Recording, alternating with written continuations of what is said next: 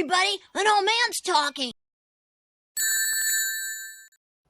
Relatively recently, someone shared a quote with me by Bill Tucker from A Gamer Looks at 40, which is a great podcast, by the way, if you're looking for something to listen to. Really high caliber guests. But one of the things that Bill said, and I'm going to paraphrase here because I didn't actually hear him say it. It was one of his interview subjects who relayed it to me, was that as a dad, a lot of us who are now, our kids are growing up with video games. Video games are a very ubiquitous thing. There's so many different ways to play games. You don't just need a console or a PC. You've got all these different devices that you're constantly carrying around with you that have games on them. Plus, it's really normal now for there to be more than one television. I mean, it's been normal for a long time, don't get me wrong. For there to be more than one television in a house. Televisions are not these big, bulky, heavy CRTs that need to live in a single room. They can be, their panels. They can be mounted to the walls and things like that. So, anyway, it's such a sea change from how my generation grew up. I'm in my mid 40s now, born in the 70s, and Bill made a really good point about people of my generation and his generation as well, where while our kids and subsequent generations after us grew up gaming because it was just a normal thing, my generation was the first to grow up with gaming, which I think is a really important distinction. The industry really, the home game industry and the arcade industry really kicked off in the mid 70s. I mean, that's where it took hold. The arcade industry, I think, was way more popular at first, obviously. But so people like me who were born in the 70s and, probably the late 60s, I would say as well, and the early 80s, but sort of that generation, we grew up alongside the game industry. It was growing and evolving in leaps and bounds as we were going through our formative years. And like I say, I think that's a really important distinction. I think that our experiences were and are very unique, especially compared to kids today. For all the reasons I just said, gaming is so ubiquitous now.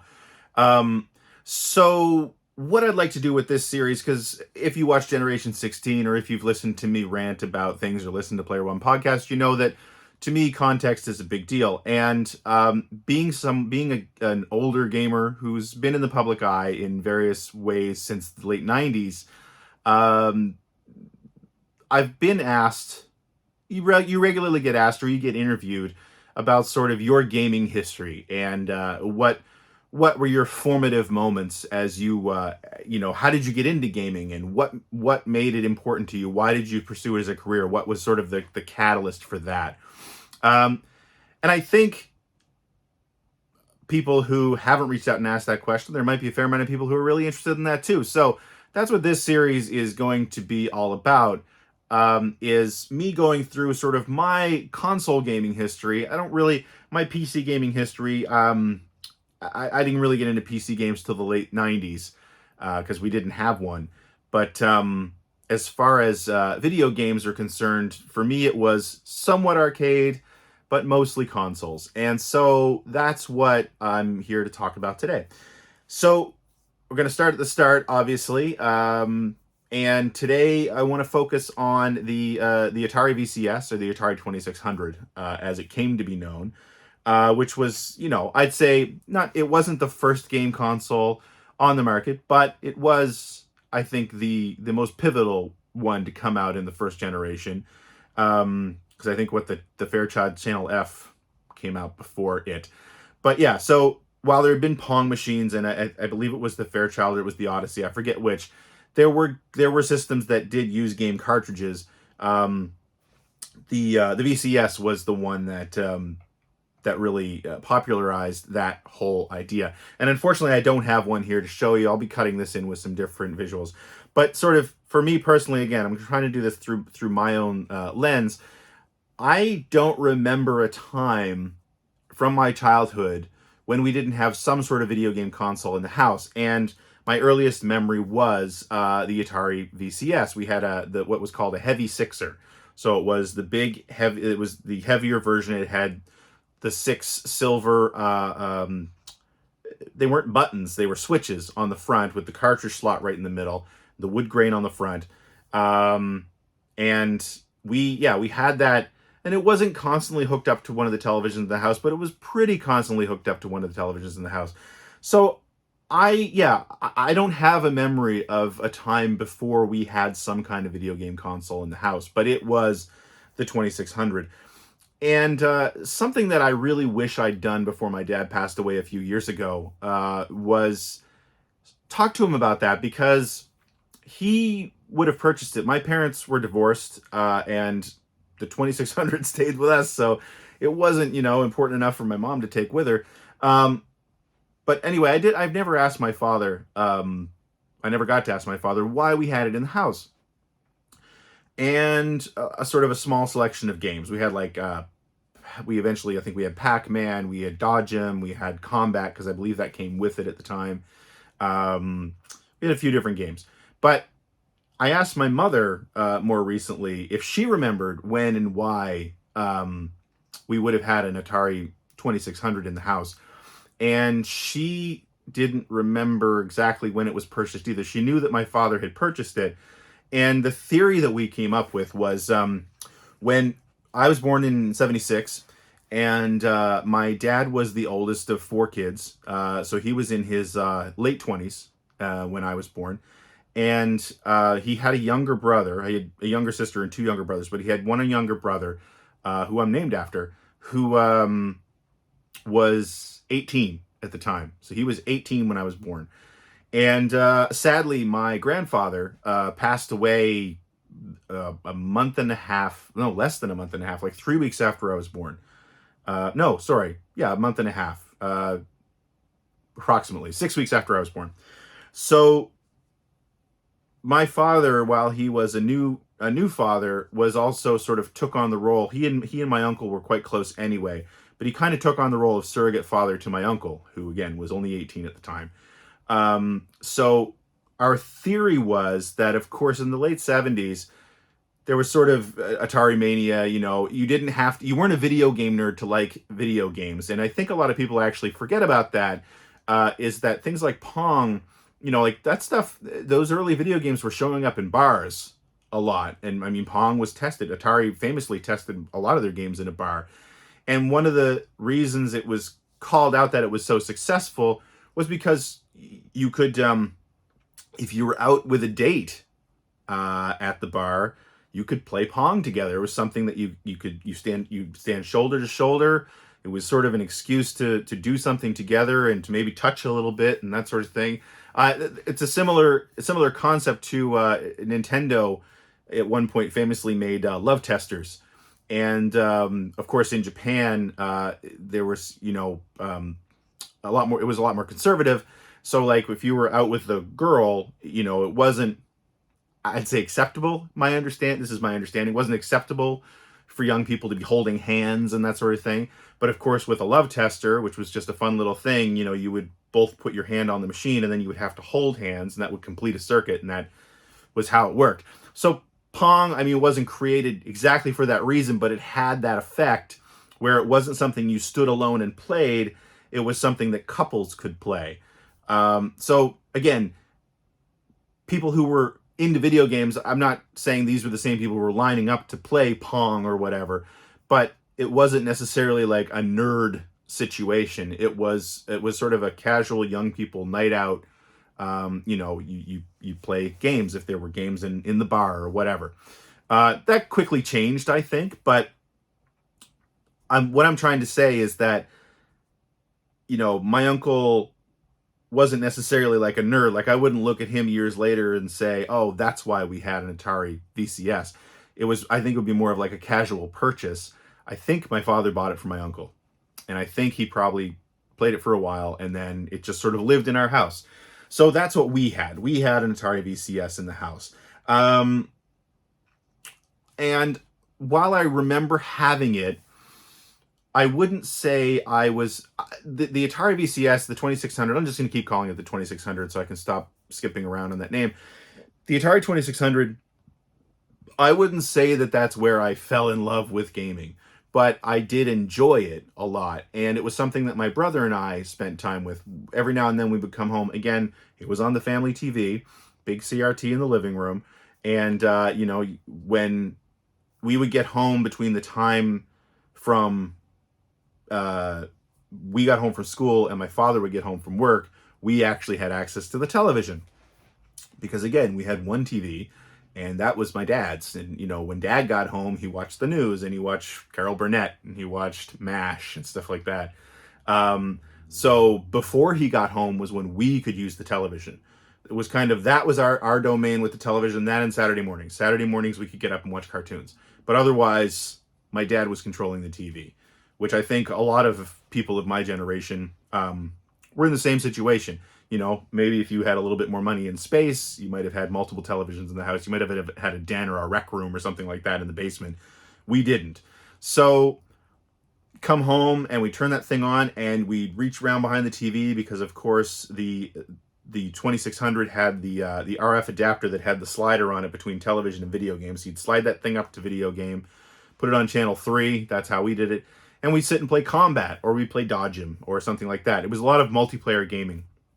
And again, it wasn't what we lived for. We didn't come home and do that every day, but it was one of the things that we did enjoy doing together. And again, I'd say Combat and Dodgem were the two games that we played a lot of. Dodgem, if you watch my top 100 games video, you know that's on there. So because of that, I wasn't ensconced. So I was still less than 10 years old. And I've talked about this on other videos and in the podcast and things as well. I was still under 10 years old when the crash happened. And I wasn't aware enough of video games or the industry to know that sort of thing was happening, because why would I, right? We didn't have the internet then. If any of that information ever came through, it would have been televised news reports or the newspaper, which I did not read.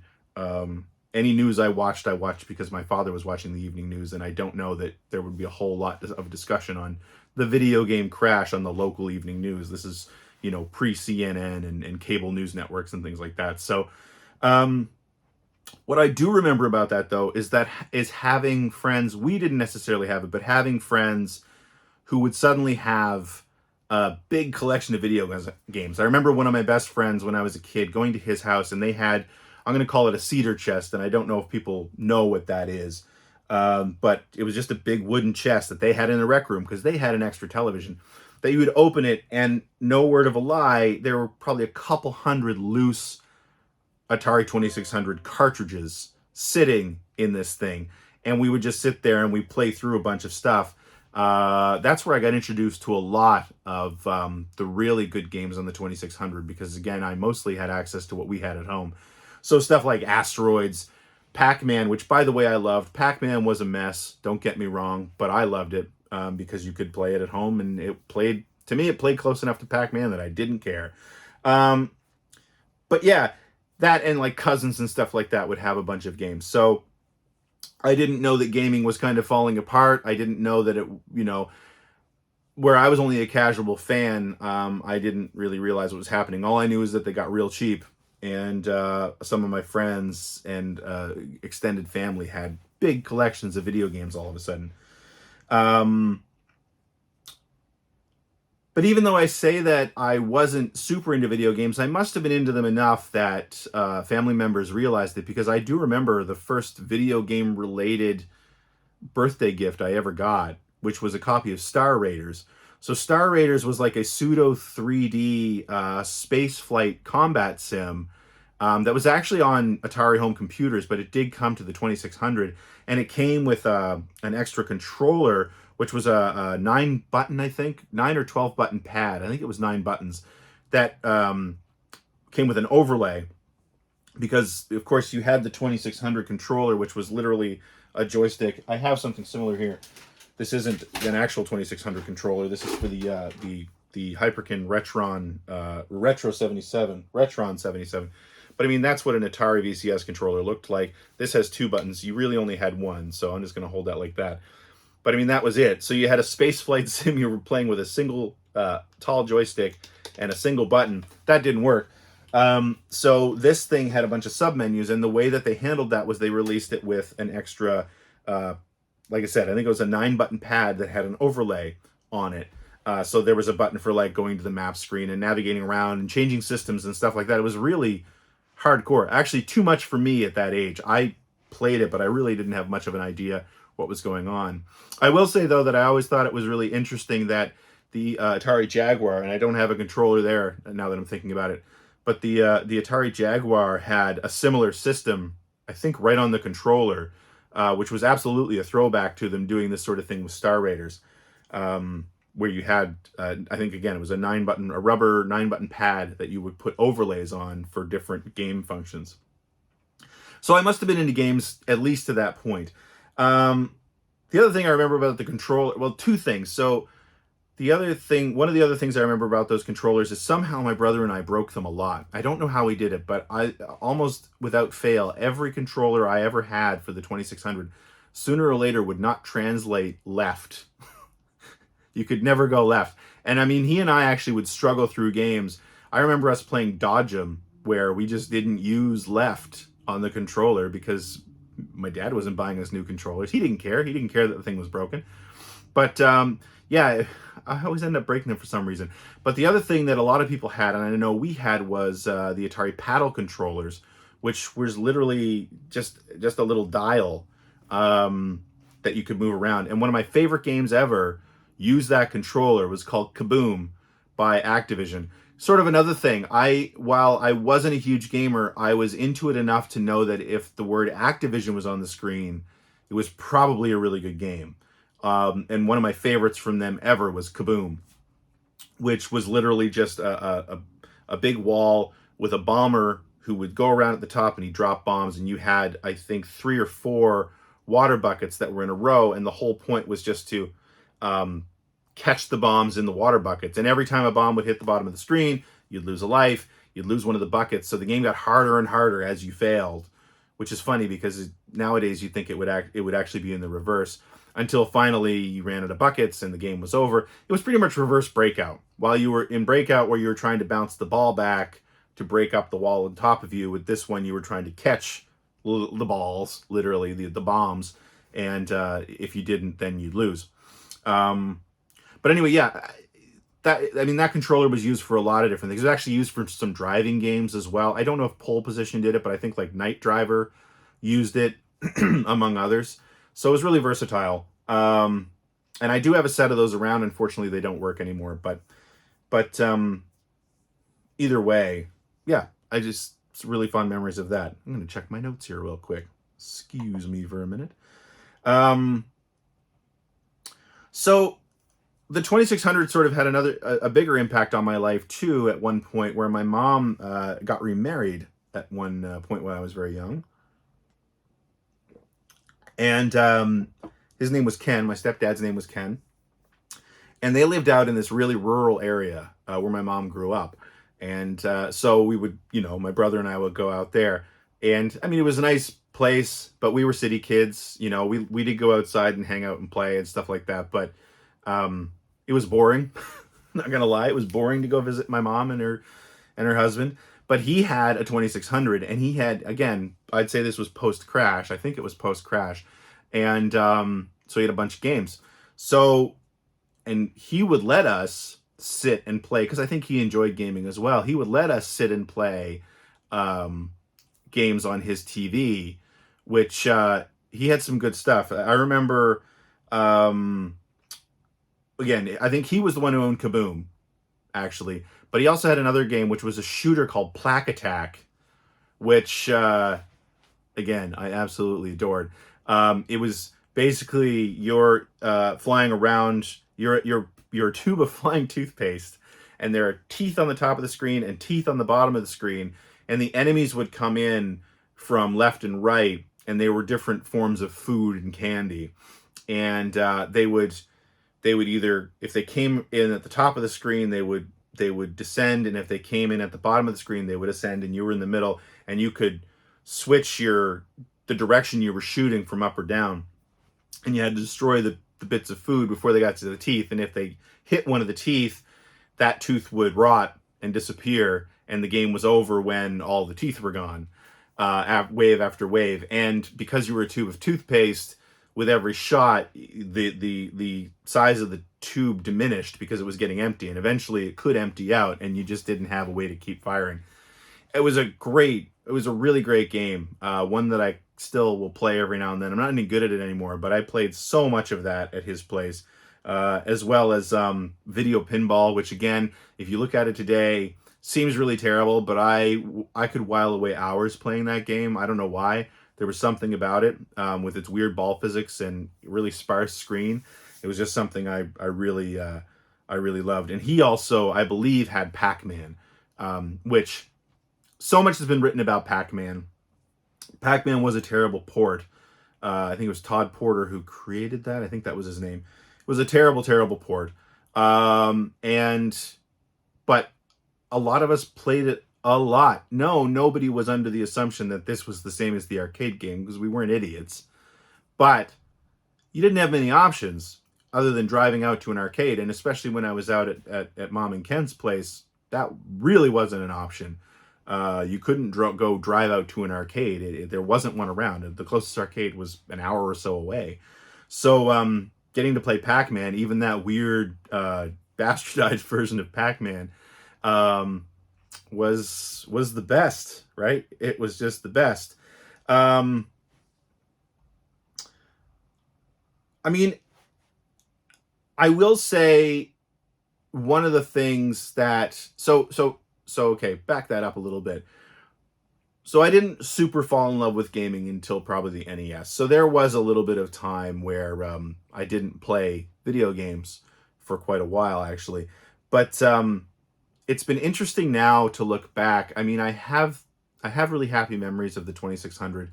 But as I sort of got really into gaming, and then especially got into the games industry, and also became more and more interested in the history of console gaming in particular, it's been really interesting to look back at sort of everything that happened in the late 70s and early 80s, especially the crash. Because again, I think a lot of times the video game industry crash tends to be whittled down to E.T. coming out, which is crazy. But I mean, I know that Howard Scott Warsaw has sort of he's got a reputation now as the guy who destroyed the game industry. He actually wrote a book. He actually did two things. He did a documentary series called Once Upon Atari, which is a fantastic series. I have it on DVD, but I'm pretty sure you can find it all over the internet now, where he basically, this was years ago that he did this, where he basically sat down and interviewed a bunch of the people he worked with at Atari, because before he did E.T., he did Yara's Revenge. I mean, he did some kick-ass games.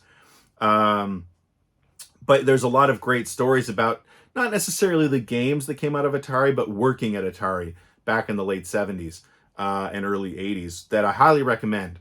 And then I think in the last year or two, he released a book also called Once Upon Atari, which is not just a retelling of all those stories. It's sort of his experience getting into Atari, working at Atari, his process for making games, and also the hubris of thinking that he could make a game based on E.T. in no time flat, and the position he was put in. It's a fantastic book. It's so fascinating and such an interesting read. I couldn't put it down once I cracked it open. So I really recommend that if you haven't ever read it. And I also recommend his documentary series for very different reasons. But it also gives you a great insight into what the game industry was before it became the monstrosity it is today. It was still really big and it was still really popular, but it was interesting to read about sort of Atari not knowing and nobody knowing what they had, or indeed how to transition from a successful console to a new console, because nobody had ever done that before. It wasn't a thing that had ever happened. And I think when you look at things like the 5200 and the 7800 and the context of that, you can see they didn't know how to do it.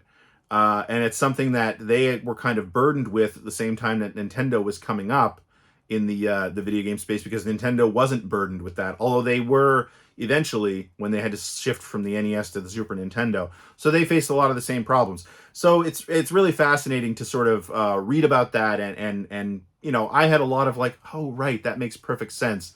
Those sort of revelatory moments while I was reading his book. Highly recommended.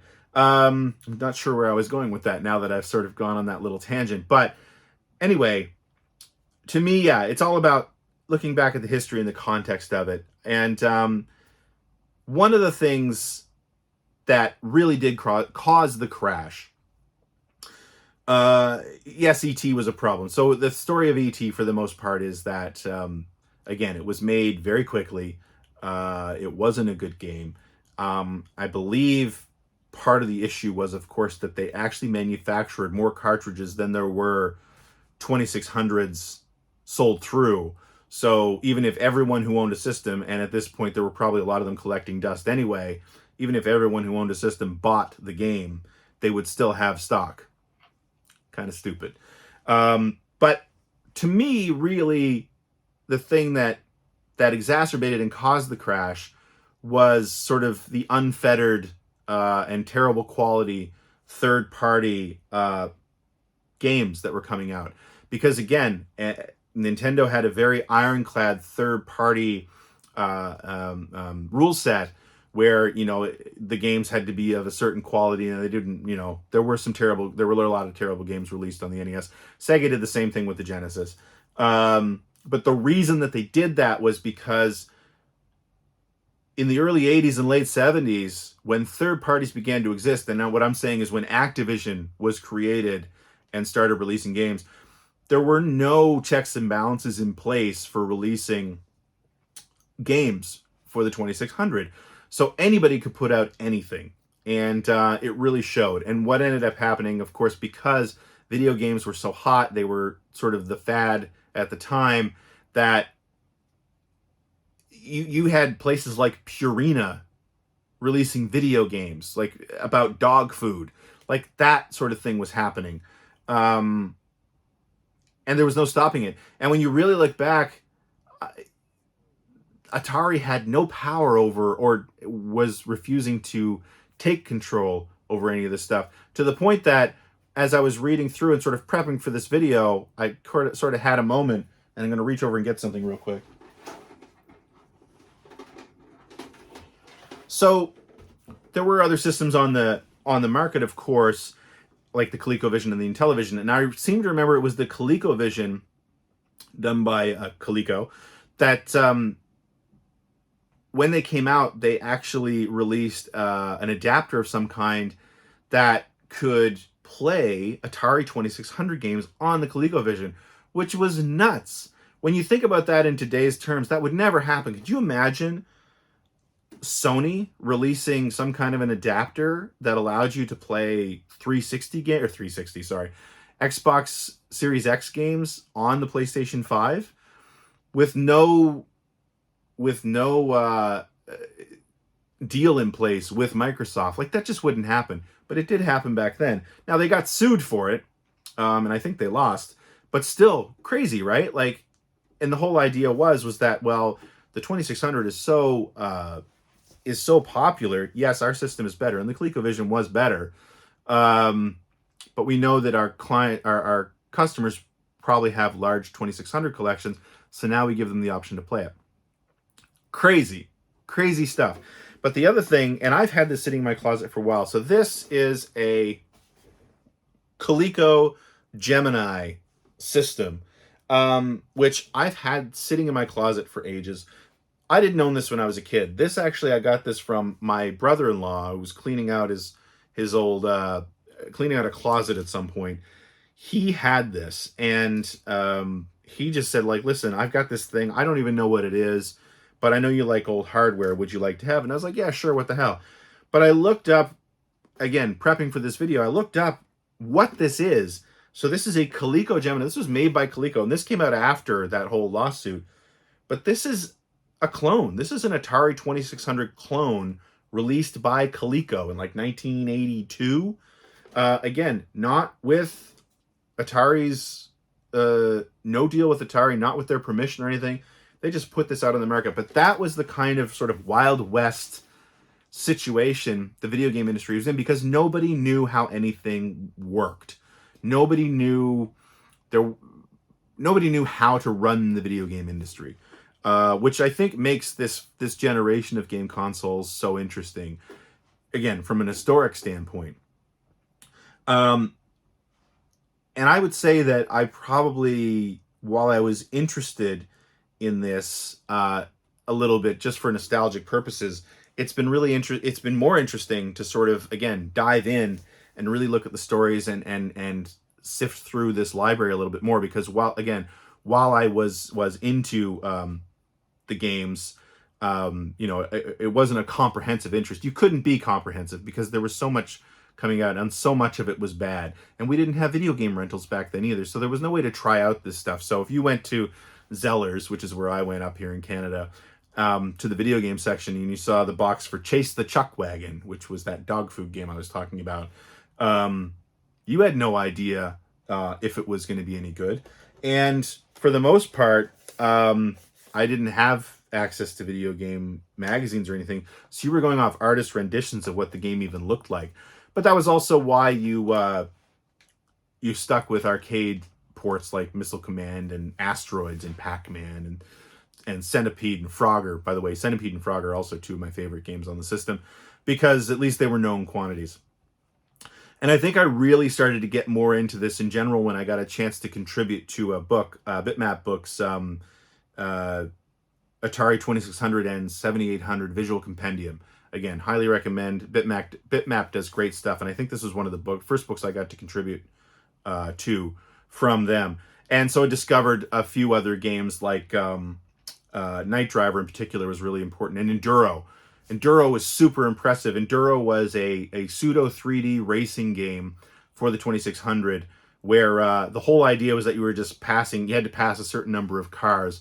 But it had weather, so like at one point the screen would go all white, and now it's snowing, so you lose a lot of grip with your car. But it also had a day-night cycle, so the screen would get darker and darker. You get to a sunset, and then at one point you're literally driving down a black road, and the other cars have gone from these sort of little Formula One looking things to just taillights coming at you, which I've always said, and I said this in the write-up for the Visual Compendium, brilliant, because the developers were so limited by the capabilities of the system that they always had to boil things down to sort of their base elements, especially visually. And that where the screen is black and all I can see of the other cars are two little taillights that are approaching as I near the vehicle, it really captures the essence of driving down a dark highway in the middle of the night. It's really impressive when you consider the system and the hardware that this is running on, how it really captures that feel. And as I did more write-ups for these games, that was sort of the place that I really came to, and I'd never really thought about it before, with the 2600 and its games, especially the arcade conversions. They didn't look anything like their counterparts for the most part. Like, one of my other favorite games on the system is Centipede. And Centipede, in the arcade, Centipede was really colorful, and you had all these little mushrooms all over the screen, and you had the different bugs that all looked pretty good for the time, right? There was enough definition that you knew what you were looking at. On the 2600, you're a square. Your character's a square. The mushrooms on the screen are different colored squares. The Centipede and its segments are also different colors. I mean, it's very blocky. But what it does, and like Frogger is the same way, Asteroids is mostly the same way, although it's not amazing. Pac-Man is not. But a lot of these games, what they did, which I think is the real artistry of the games on this system, is they boiled down the essence of the games. And the really good conversions captured it. And again, Centipede, I think, is a beautiful example. Centipede, even today, is amazingly playable on the 2600. yes, it doesn't look as good as the arcade game. Yes, you don't have the trackball controller that the arcade game had. But I remember covering Centipede for that book, and I couldn't put it down. I played it for a couple hours, just because it was so simple to play. And of course, it was old school arcade, so it was like, 30 seconds and you're done. So I didn't play it for a couple hours, but it took me a long time to put that game down because I just wanted to keep challenging myself, and just because it was so much fun. And I'm not going to sit here and say graphics aren't important. Graphics are incredibly important in video games, more today than they were even back then. But that proved that system, I think, proved that a good idea was a good idea, and good gameplay was good gameplay. And again, sometimes you had games, again, Enduro being an example, Centipede being an example, Missile Command, another great example. Again, don't have the trackball. You don't have you didn't have multiple buttons, because in Missile Command you could fire missiles from, I think, 3 different locations. But the 2600 version, you had the single button and you just had your joystick.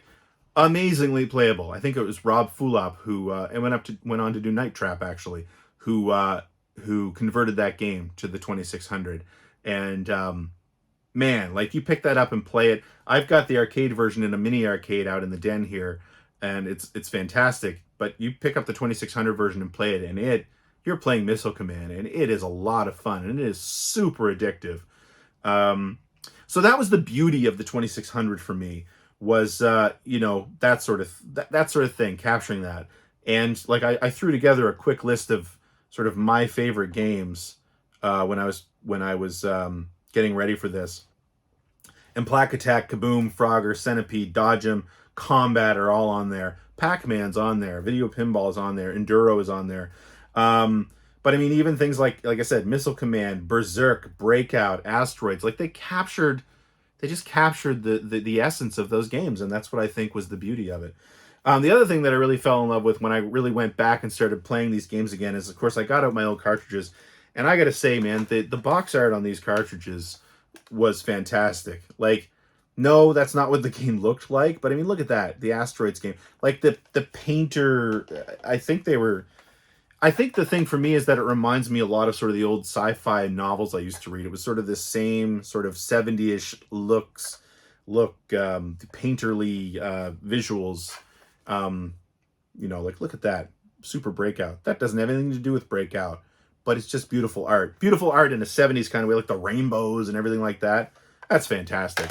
So I really sort of fell in love with that. I have a lot of the cartridges sort of all over my game room, just because I like the art. None of them work anymore. But yeah, if you are interested in that sort of thing, though, and I have to reach down and get something again, pardon me. First of all, I highly recommend emulation, of course, to play old Atari games. But I ended up spending a little money on this, which is the Hyperkin Retron 77, which, by the way, can be easily hacked to play ROMs, but will also play your old cartridges. It's a great little console. It plays everything really well. HDMI hookup. So, and I love that they did the wood grain. And it comes with that controller I showed you earlier, which feels pretty authentic. It's got 2 buttons, so if you're left-handed, you're not left out anymore, because that was one of the problems with the old Atari joystick. Look at this. I remember getting an NES, which I'll talk about in a video after this as well, and I was so used to this controller, I did not understand how anyone could use a D-pad. Like, I looked at the NES controller originally, I was like, why? How would you ever use that? You need a joystick. Like, this is how you play video games. Anyway, it comes with that. But it also comes with something that's feels like a more contemporary controller, and again, with some amazing graphic design on it. Again, this is such a 70s thing. But single button, analog stick, and this one I also love. It has a dial at the end, so you can play, again, your Breakouts and your Night Driver and your Kaboom and stuff like that. Great little thing. Anyway, that's going to do it for this first edition of this. I don't even know what I'm calling this series yet, but I hope you enjoyed that. And please, if you have, consider subscribing, consider supporting the show on Patreon. And I look forward to coming back to you again in a little while to talk about the NES. In the meantime, stay safe, be kind to one another, and hope to see you again sometime soon. Goodbye.